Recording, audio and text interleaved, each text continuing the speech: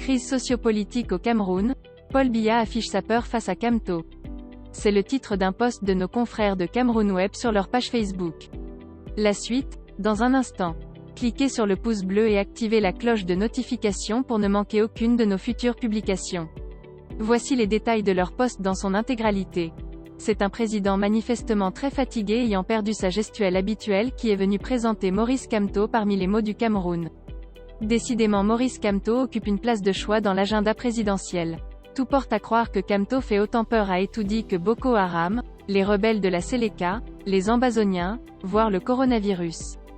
Pour preuve, Paul Biya évoque le président du Mouvement pour la Renaissance du Cameroun, MRC, sans le citer nommément en troisième position au même moment qu'il présentait les grands problèmes qu'a connus notre Cameroun en 2020. Notamment Boko Haram, les rebelles de la Seleka, les Ambazoniens ou le coronavirus. Le président de la République n'avait pas raté Maurice Kamto à l'école publique de Bastos après avoir accompli son vote.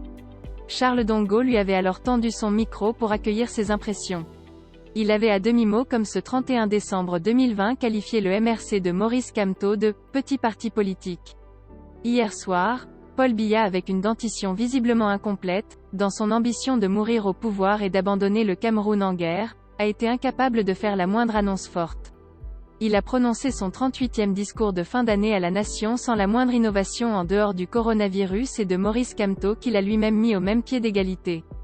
Pas le moindre bilan, ni la moindre perspective. Qu'a fait le gouvernement Biya en 2020? Silence radio. Que fera-t-il en 2021?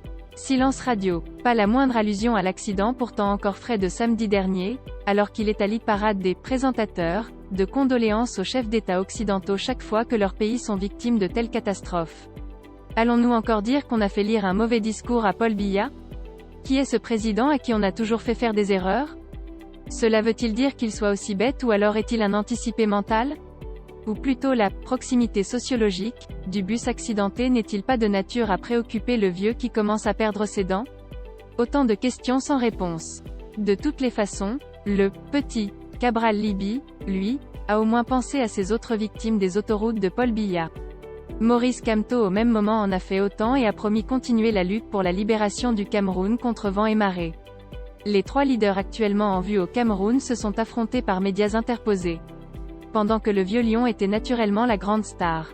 Puisqu'il a été le seul à passer en direct sur les principales télévisions camerounaises.